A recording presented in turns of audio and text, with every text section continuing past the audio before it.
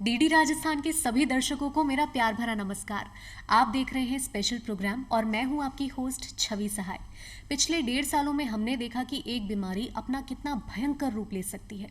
इस दौरान हमें ये समझ में आया कि अगर इस दुनिया में सबसे ज़रूरी कोई चीज़ है तो वो है हमारी सेहत। मौसम बदल रहा है, साथ ही मौसमी बीमारियां भी तेज़ी से फैल रही हैं।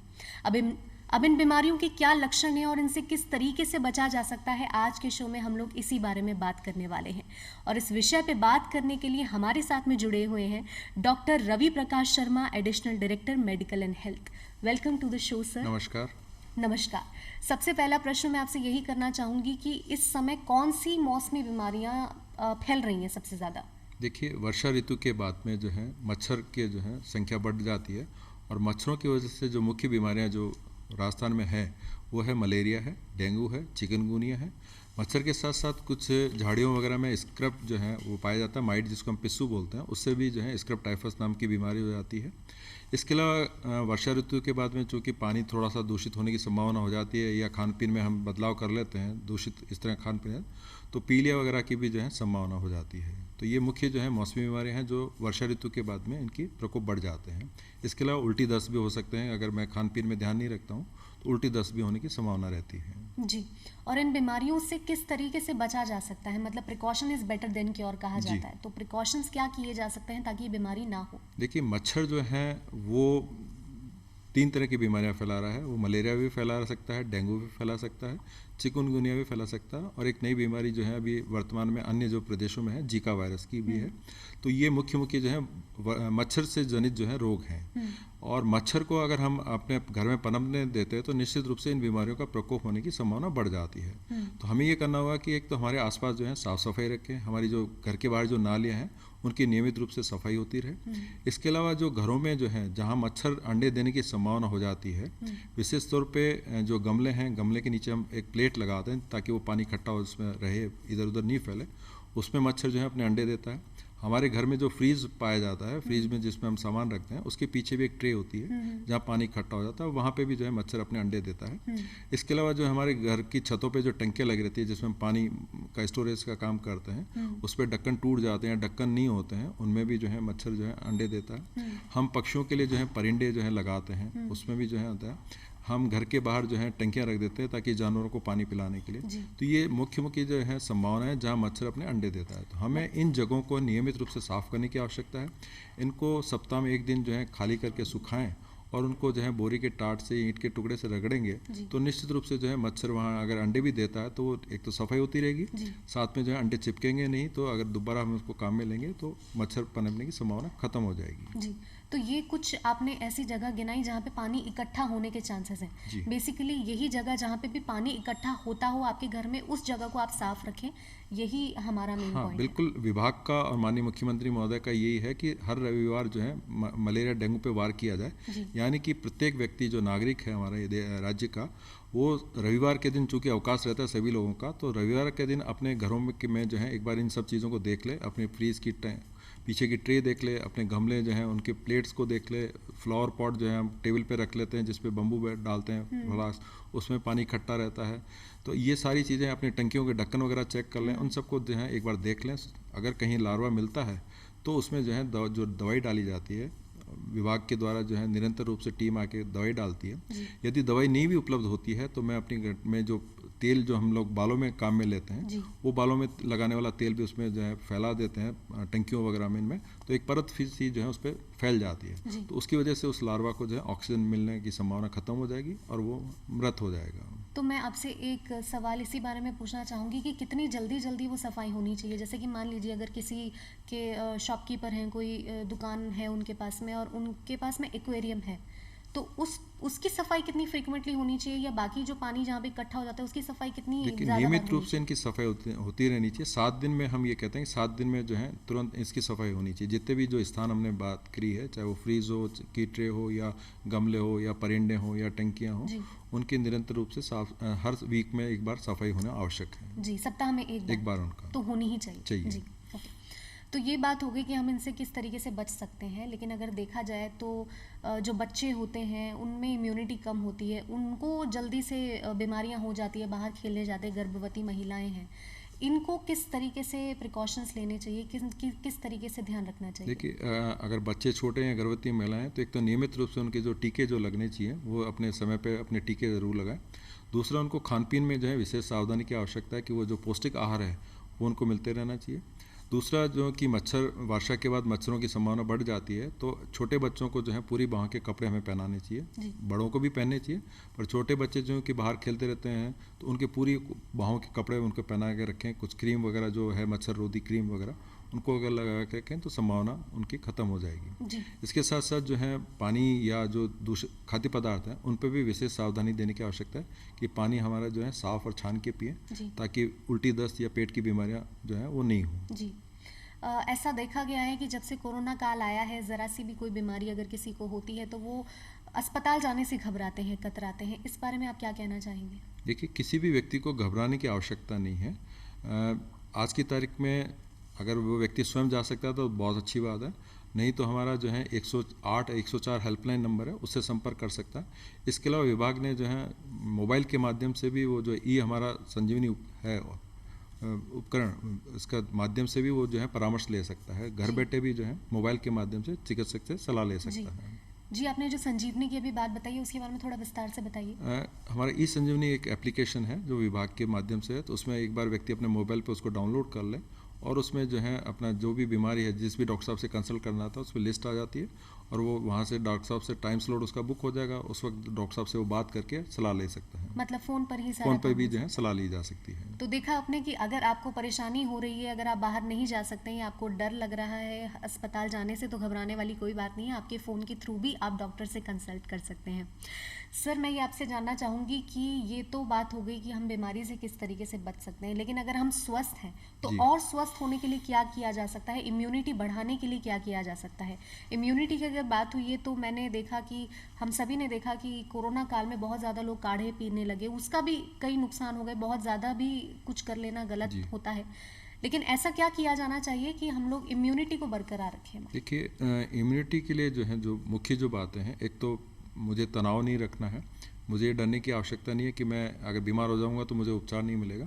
आज की तारीख में सब संसाधन और सारी दवाएं उपलब्ध हैं। दूसरा, मुझे पौष्टिक आहार की आवश्यकता है कि जो मुझे इस मौसम में जो पौष्टिक आहार लेते हैं वो मुझे लेते रहना चाहिए। जो समय पे जो जितनी नींद मुझे लेने की आवश्यकता है, 8 घंटे कम से कम सोने की है, लगातार मैं जो है तरल पदार्थ लेता रहूं, क्योंकि अगर हम दूसरी बीमारियों की बात करते हैं, मलेरिया में या डेंगू में जो है, तो अगर मैं तरल पदार्थ लेता रहता हूँ निश्चित रूप से मेरी इम्यूनिटी बनी रहेगी। इसके साथ साथ जो है मैं अगर योग और प्राणायाम करता हूँ या सुबह का व्यायाम करता हूँ या सुबह मॉर्निंग वॉक पे जाता हूँ, तो इन सब बातों की वजह से हम लोग अपनी इम्यूनिटी को बनाए रख सकते हैं। जी, जो आपने मौसमी बीमारियों के बारे में बताया, तो उनके बारे में हम जानना चाहेंगे कि अलग अलग उनके लक्षण अगर आप एक बार बता पाएँ कि मलेरिया के क्या मेन लक्षण है, डेंगू के क्या मेन लक्षण है, चिकनगुनिया के क्या मेन लक्षण है?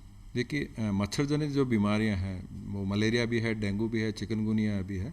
इनके लगभग सामान्य से सभी के जो है कॉमन लक्षण है। बुखार आना एक तो, बुखार के साथ साथ जो है सिर में दर्द होना है, बदन में दर्द होना है, किसी को उल्टी भी आ सकती है, चक्कर भी आ सकते हैं, कईयों के आँखों में जो है सूज जाती है, आँखों पे लाल जो है लाल हो जाती हैं आँखें। डेंगू में जो है अलग से जो है जो ध्यान देने वाली बात है कि अगर कहीं शरीर पे लाल चकते होते हैं या मुझे उल्टी आती है, खून की उल्टी आती है, इस तरह के अगर कहीं ब्लीडिंग की संभावना है नाक से या मुंह से, तो वो मेरे लिए जो है ज़्यादा ध्यान देने की आवश्यकता है। जी जी, जितने भी पेशेंट्स आ रहे हैं आपके पास में मलेरिया के, डेंगू के, तो क्या उनका इलाज प्रॉपरली हो जाता है? कितने वक्त लगता है उनको इलाज होने में? देखिए, मलेरिया हो या डेंगू, मलेरिया के लिए स्पेशल जो है दवाइयाँ आती है, एंटी मलेरियल जिनको हम लोग बोलते हैं। डेंगू की अलग से कोई दवाई है नहीं, वो सिम्टोमेटिक लक्षणों के आधार पर की जाती है। हम लोग जो है इस तरह की अफवाह चलती है कि साहब मेरा प्लेटलेट कम हो गई है, मुझे जो है खून की चढ़ाने की आवश्यकता है, तो मुझे घबराने की आवश्यकता नहीं है। प्लेटलेट जब कम हो जाती है तो चिंता तब भी होती है जब हमारे कहीं रक्तस्राव होने लग जाता है। जब तक रक्तस्राव नहीं है, मेरी प्लेटलेट सही है, तो मुझे घबराने की आवश्यकता नहीं है। मुझे तरल पदार्थ लेते रहने हैं ताकि मेरा जो शरीर का जो फ्लूइड है वो बना रहे। जितनी भी जो दवाइयाँ वो सारी की सारी विभाग के द्वारा निःशुल्क उपलब्ध कराई जा रही है मुख्यमंत्री दवा योजना के अंतर्गत। साथ ही जो जांचें हैं, चाहे वो मलेरिया की जांच हो, चाहे वो डेंगू की हो, चाहे चिकनगुनिया की हो, वो सारी की सारी राज्य की जो चिकित्सालय हैं वो निःशुल्क उपलब्ध है। जी, मेडिकल और हेल्थ डिपार्टमेंट इस वक्त किस तरीके से अवेयरनेस फैलाने का काम कर रहे हैं? देखिए हम लोग लगातार जब से पिछले 3 महीने से इस पे काम कर रहे हैं। हमारी जो है हमने एक अभियान भी चलाया है, विशेष तौर पे जो है डेंगू मुक्त राजस्थान अभियान, जो 20 अक्टूबर से चलाया था। जी। और इस अभियान के अंतर्गत जो है प्रत्येक गांव में जो है हमारी मेडिकल हेल्थ की जो है टीमें जा रही है। जी। वो घर घर जाके जो है सर्वे करती है। जी। सर्वे में पूछते हैं कि आपके कोई बीमार व्यक्ति है, उसके बुखार है, खांसी जुकाम है, जो भी है। इसके अलावा उसके घरों में जो है जो कंटेनर जिनकी हम बात कर रहे थे कि परिंदे हैं या कूलर है या टंकियाँ, उनको देखती है। अगर उनको एक समझाइश की बात करती है, जागरूकता का काम करती है। अगर कहीं कोई लार्वा मिलता है तो उसमें दवाई भी डालती है। अच्छा। तो इस तरह से हमारी टीमें लगातार पिछले 20 अक्टूबर से लगातार कार्य कर रही है। जी। और जो भी लोग मौसमी बीमारियां लेकर आ रहे हैं उनकी चिकित्सा किस तरीके से हो रही है? क्या डिपार्टमेंट पूरी तरीके से ध्यान रखे हुए है? बिल्कुल, इसकी लगातार निगरानी की जा रही है। आज भी माननीय मुख्यमंत्री महोदय द्वारा जो है समस्त विभागों के साथ में जिला कलेक्टर और सारे जो अधिकारी हैं उनकी समीक्षा की जा रही है। तो उच्च स्तर से लेकर नीचे तक के जो है लगातार इस पर मॉनिटरिंग की जा रही है। और विभाग और बाकी के जो सारे लोग हैं आपस में समन्वय स्थापित करते हैं, हम लोग इस पे काम कर रहे हैं। जी। अगर मैं आपसे आंकड़े पूछूं कि इस वक्त कितने लोग हैं हमारे राज्य में जो मौसमी बीमारियों से ग्रसित हैं? देखिए, चूँकि डेंगू जो है इस बार संख्या पिछले साल के मुकाबले ज़्यादा आई है। उसका मुख्य कारण है कि जो डेंगू का जो वायरस है, जो इतनी भी ये जो है वायरस डिजीज़ है, चाहे वो कोविड की बात करते हैं जब या डेंगू की बात करते हैं, जब वायरस स्ट्रेन बदल लेता है तो इनकी संख्या बढ़ जाती है, क्योंकि वो उनका संक्रमण जो है तुरंत गति से होता है। जी। तो अभी डेंगू का जो वायरस आया है वो जो है वायरस 2 है, डेन वायरस 2 है। तो वो उसका संक्रमण जल्दी से फैलता है। तो इस वजह से संख्या बढ़ रही है, पर हमें चिंता करने की आवश्यकता नहीं है। विभाग पूरी तरह से मुस्तैद है। सभी अस्पतालों में जो है सुविधा हमने उपलब्ध करा रखी है। घर घर सर्वे हम लोग काम कर रहे हैं ताकि अगर घर में कोई व्यक्ति बीमार है तो उसको इमीडिएटली जो है उपचार मिले। जांच के लिए भी जो है सरकार ने आदेश कर रखे हैं कि अगर कहीं कोई रोगी है और उसकी डेंगू की जांच होनी है तो वहाँ मौके पे सैंपल लेके उसको जो है जिला अस्पताल पे जांच के लिए भेजा जाएगा। जी। कोरोना काल में हमें बताया गया कि अगर हमें ज़रा भी लक्षण आ रहे हैं तो हम अपने आप को आइसोलेट कर लें, अपने आप को क्वारंटीन कर लें। तो क्या डेंगू मलेरिया के लिए भी हमें अपने आप को थोड़ा सा अलग रखना चाहिए? क्या ये भी फैलते हैं? देखिए, अगर कोई परिवार में कोई व्यक्ति पीड़ित है, रोगी है, चाहे वो डेंगू का हो या मलेरिया का हो, तो चूंकि ये मच्छर जनित बीमारी है, अगर कोई परिवार में है तो उसको अपने कमरे में रहना चाहिए जिसमें कि जालियाँ वगैरह लगी हो। उसको अपने पूरी बांह के कपड़े पहनने चाहिए। मच्छर रोधी कोई क्रीम जो है उसको लगाने चाहिए। मच्छरदानी का प्रयोग करें। उसका कारण ये है कि उसको अगर कोई दूसरा मच्छर काटता है और वो मच्छर फिर बाकी के परिवारजनों को काटेगा तो वो बीमारी उसको जो है एक मच्छर काटने से अपने परिवार को फैला सकता है। तो जो भी घर में अगर रोगी है, मलेरिया का हो या डेंगू का, तो मच्छरदानी का प्रयोग करे, पूरी बांह के कपड़े पहने, कोई मच्छर रोधी जो है क्रीम इस्तेमाल करे, कोई अगरबत्ती का इस्तेमाल करे, ताकि उसको कोई मच्छर नहीं काटे और उस मच्छर के काटने से परिवार के बाकी लोग जो हैं वो बीमार नहीं हो। जी। तो क्या ऐसे में जो सेल्फ आइसोलेशन में जो पेशेंट है उसके लिए खाना भी अलग से बनाया जाए या नहीं? इसमें खाने की इस तरह की अलग से कोई बात नहीं, बस उसका बचाव खुद का ही ज़रूरी है ताकि उसको कोई दूसरा मच्छर काट के वो अन्य को नहीं फैलाए। बाकी की जो है जिस तरह से हम बाकी बीमारियों में बात करते हैं, कोविड की तरह इसमें वो वाली रिस्ट्रिक्शंस नहीं है, इसमें उतने ज़्यादा नहीं है। ओके। कोविड की अगर बात हुई है तो देखिए अभी तक जो हालात हैं वो काफ़ी सुधरे हुए हैं, हम लोग काफ़ी स्टेबल हो गए हैं अब। लेकिन अगर बाय चांस कोरोना की तीसरी लहर आती है तो क्या हमारा डिपार्टमेंट पूरी तरीके से तैयार है उसे हैंडल करने के लिए? बिल्कुल बिल्कुल, पूरा विभाग जो है इसके लिए तैयार है। तीसरी लहर के लिए हमने सभी जो आवश्यक तैयारियाँ हैं वो हमने कर लिए, चाहे वो ऑक्सीजन प्लांट की बात हो, चाहे वो दवाइयों की बात हो या अन्य कोई संसाधन हो, चाहे वो आईसीयू बेड हो, चाहे वेंटिलेटर हो, उसकी सारी विभाग ने जो है तैयारियां कर ली है। और लगातार जो है हम लोग इस पर निगरानी भी रख रहे हैं कि कहीं कोई केस बढ़ तो नहीं रहे। इसके लिए रैंडम सैंपलिंग हम लोग करा रहे हैं, चाहे वो स्कूल हो, चाहे वो धार्मिक स्थान हो, चाहे वो बाजार हो या कोई मंडियाँ हो जहाँ लोग बाग ज़्यादा इकट्ठे होते हैं, वहाँ पे भी हम लोग रैंडम सैंपलिंग करा रहे हैं ताकि समय रहते हम लोग पहचान कर सकें कि कोविड के मरीज तो नहीं बढ़ रहे हैं। जी जी। तो कोरोना के अभी कितने पेशेंट आपको लगता है कि अभी आ रहे हैं हमारे राज्य में? अभी तो हार्डली जो है 2 या 4 पूरे राजस्थान में आ रहे हैं। जी जी। तो विभाग के द्वारा सतत निगरानी इस पर रखी जा रही है। जी। ओके। सबसे ज़रूरी बात है कि हम लोग सही इन्फॉर्मेशन को जानें। और बहुत सारा आजकल जो सोशल मीडिया पे जो मोबाइल वगैरह यूज़ करते हैं लोग, वो गलत फहमी का शिकार हो जाते हैं, वो गलत न्यूज़ पढ़ लेते हैं और उसे सच मान लेते हैं। और ऐसी अफवाहों से हमें बच के रहने की बेहद ज़रूरत है। इस बारे में आप क्या कहना चाहेंगे? निश्चित रूप से व्हाट्सएप पर ये इस तरह के जो है अफवाहों का एक माध्यम बन जाता है, तो इसके लिए सबसे बेस्ट ये है कि विभाग की वेबसाइट से आप जो है सूचना प्राप्त कर सकते हैं। जी। आप जो विभाग की हेल्पलाइन नंबर है 108 104, वहाँ से आप सूचना ले सकते हैं कि मुझे क्या करना है या मेरे को तकलीफ है तो मुझे कहाँ संपर्क करने की आवश्यकता है। जी।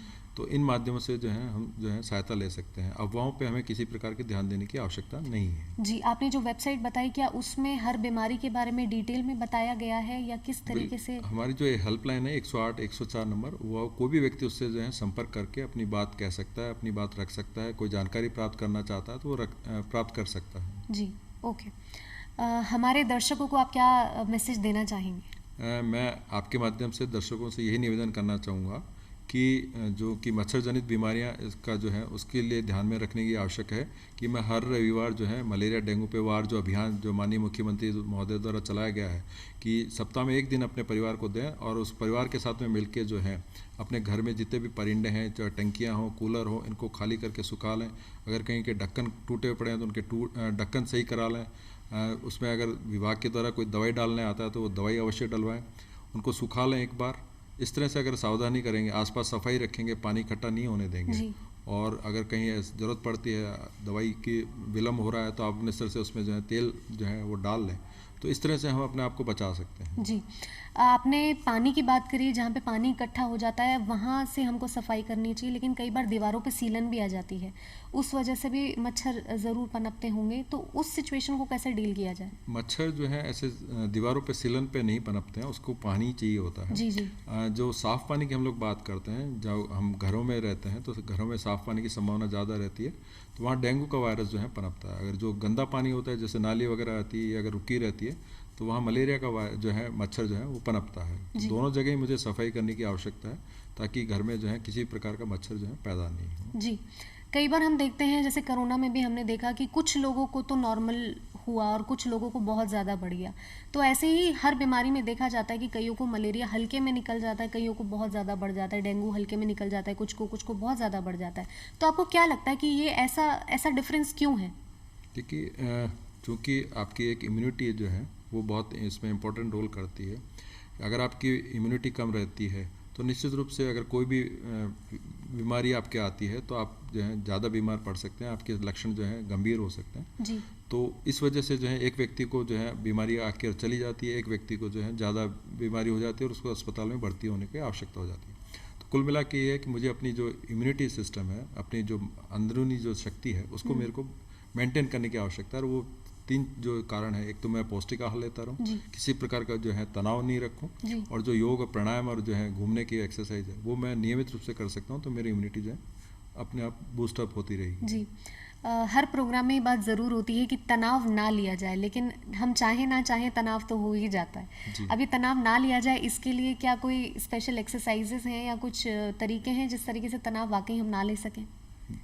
तनाव जो है मुक्त रहने के लिए मैं जो है अपने आसपास जो है अपने आप को इन्वॉल्व करके रखूं, अपनी मन की बात जो है वो किसी का शेयर करता रहूं, और मैं ये नहीं डरूं कि अगर मैं बीमार हो जाऊंगा तो मेरा क्या होगा। आज की तारीख में हम लोग जो है इस वजह से चिंतित हो जाते हैं कि अगर मैं बीमार हो गया तो मेरे पीछे परिवार का क्या होगा या मेरा खुद का क्या होगा। तो वो नहीं सोचें, संसाधन सारे उपलब्ध हैं। अगर आपको कोई लक्षण आते हैं किसी भी प्रकार के, हल्के से भी, तो इमीडिएटली आपको डॉक्टर साहब से सलाह लेने की आवश्यकता है। जी जी, बहुत बहुत शुक्रिया सर आपका कि आप यहाँ पे आए और आपने हमें इतना इनलाइटन किया इतने इम्पोर्टेंट सब्जेक्ट पे। तो देखा आपने किस तरीके से आप अपने आप को और अपने परिवार को सुरक्षित रख सकते हैं। सबसे ज़रूरी बात कि अफवाहों पे विश्वास ना करें, आप ऑफिशियल वेबसाइट पे जाएं और 108 और 104 पे कॉल करके आप ज़रूरी इन्फॉर्मेशन पा सकते हैं। इसी के साथ अगर आपको कोई भी लक्षण आ रहा है तो उसकी जांच हाथों हाथ करवाएं। जैसे ही आप जांच कराएंगे, अगर आपकी कोई परेशानी होगी तो उसे जल्द से जल्द हमारे जो डॉक्टर्स हैं दूर कर देंगे और एकदम स्वस्थ हो जाएंगे। तो स्वस्थ रहिए और देखते रहिए डीडी राजस्थान। अभी के लिए आपसे विदा लेने का वक्त हो गया है। धन्यवाद। नमस्कार।